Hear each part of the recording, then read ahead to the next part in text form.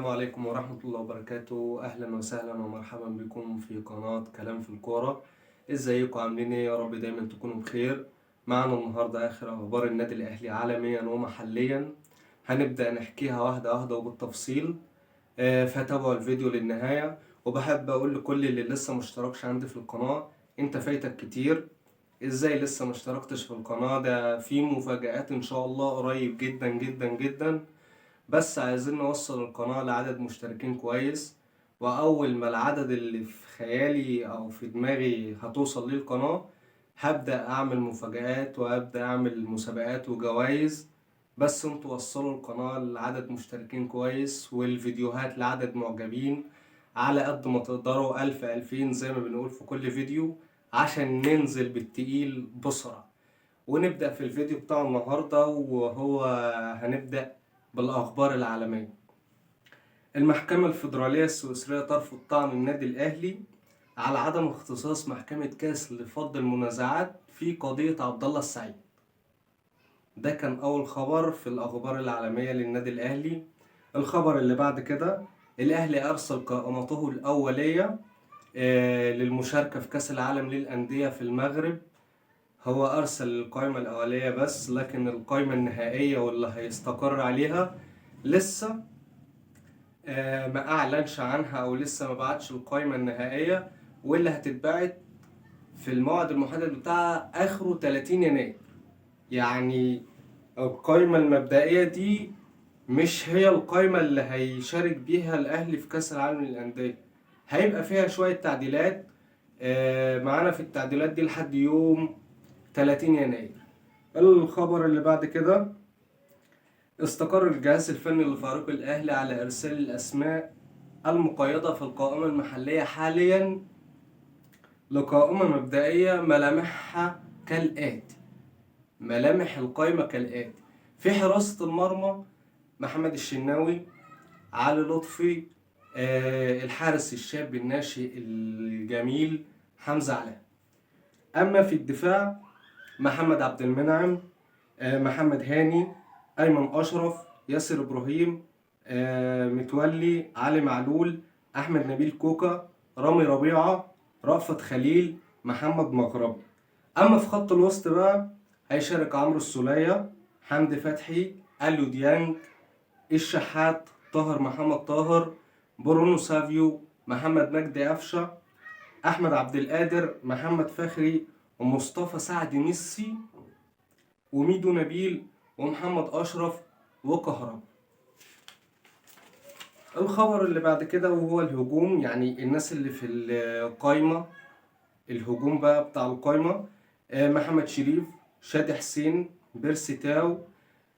وسوف يتم قيد الصفقات الجديدة، يعني هيتم قيد الصفقات الجديدة خالد عبد الفتاح وكريستو، بجانب الصفقات الجديدة اللي هيتم، يعني الأهلي هيبدأ يدور على صفقات تانية جديدة اللي هيجيبها برضه هتضاف في القايمة. يعني النادي الأهلي لسه في صفقات تانية هيجيبها غير خالد عبد الفتاح وغير محمد الضو كريستو، هيضيف برضه منها في القايمة. الخبر اللي بعد كده، أول مباراة للنادي الأهلي وهي مع أوكلاند سيتي النيوزيلندي بطل أوقيانوسيا، هتبقى يوم 1 فبراير، ودي هتبقى المباراة الافتتاحية في كأس العالم للأندية. الخبر اللي بعد كده، حساب كأس العالم على تويتر أجرى تصويت عن الفريق العربي في الفرق المشاركة في كأس العالم، لأن عندنا 3 فرق عربية: الأهلي المصري، الهلال السعودي، الوداد المغربي. أجرى تصويت على تويتر على الحساب الرسمي لكأس العالم للأندية لأي فريق من دول هيقدر يوصل لأدوار بعيدة في كأس العالم للأندية. مين من الفرق ال3 دول، الفرق العربية، هيقدر يوصل بقى يعني لأبعد دور في كأس العالم للأندية؟ فكان نتيجة التصويت كاسحة للنادي الأهلي كالعادة. يعني لو في فرق مشاركة عربية في كل كأس عالم، فالتصويت كالعادة كان للنادي الأهلي إن هو اللي هيقدر يتخطى في كأس العالم أدوار يعني متقدمة. الخبر اللي بعد كده، حسين الشحات يتفوق في استفتاء أفضل جناح عربي في كأس العالم للأندية. حسين الشحات لاعب النادي الأهلي يتفوق في استفتاء أفضل جناح عربي في كأس العالم للأندية، وحسين الشحات لاعب النادي الأهلي. يعني النادي الأهلي يتفوق في التصويت اللي اتعمل على حساب كأس العالم للأندية، الحساب الرسمي على تويتر، وحسين الشحات يتفوق على كل الأجنحة المشاركة العربية، وهو يبقى إيه؟ أفضل جناح في كأس العالم للأندية كجناح عربي.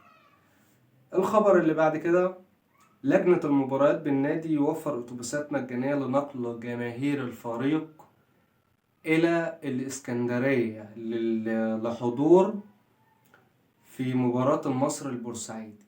يعني النادي الأهلي ولجنة المباريات في النادي الأهلي هتعمل أتوبيسات هتطلع مجانا تنقل الجماهير من القاهرة لإسكندرية. المباراة بتاع المصري هتتلعب في برج العرب، فدي لفتة حلوة جدا من إدارة المباريات وإدارة النادي الأهلي. طبعا الحاجة الحلوة لازم نقول عليها حاجة حلوة، ما ينفعش نقول غير كده. الخبر اللي بعد كده، اتحاد الكرة في الوقت الحالي ليس لديه أي فتوى في مشاركة كهربا في المباريات من عدم. يعني اتحاد الكرة المصري ما عندوش أدنى فكرة أو لسه ما جالوش قرار من الفيفا على الخطاب اللي بعته اللاعب وبعته النادي عشان يقدروا يقولوا كهربا هيشارك ولا مش هيشارك. بس حابب أقول لكم إن كهربا بيشارك في التدريبات، وعشان نثبت لك إن هو اسمه كمان موجود في القائمة المبدئية اللي راحت هتشارك في كأس العالم للأندية. يعني الخبر ده شوية قريب إن كهربا خلاص يعني 80% إن شاء الله هيشارك. إن شاء الله الإيقاف هيكون خلاص انتهى، وإن شاء الله ما تكونش فيه غرامة، واللاعب يبدأ يشارك مع النادي الأهلي ويرجع لسابق عهده ويقدر يفيد النادي ويطور في أداء النادي في الناحية بتاعته الهجومية ويساعد زمايله. وإن شاء الله يعني خير، نتفائل خير في موضوع كهربا، وإن شاء الله هيبدأ يشارك بإذن الله.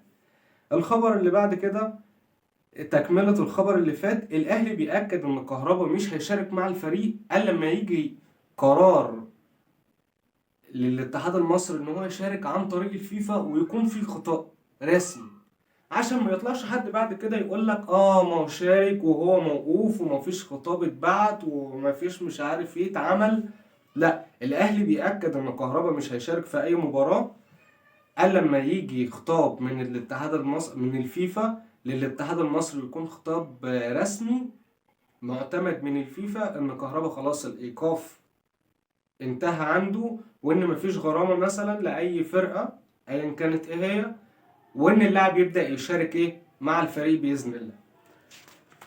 الخبر اللي بعد كده، اليو ديانج مرشح لجائزة افضل لاعب في الجولة في الدوري المصري.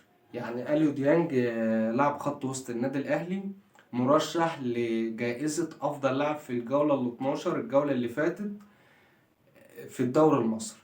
الخبر اللي بعد كده، رابطة الأندية تؤكد أن مباراة البنك الأهلي ستكون آخر مباراة قبل سفره للمشاركة بكأس العالم، وتأجيل مباراتي حرس الحدود والمقاولون بسبب المونديال، وكذلك تأجيل نهائي كأس مصر في حال فوز الأهلي على سموحة في دور نص النهائي.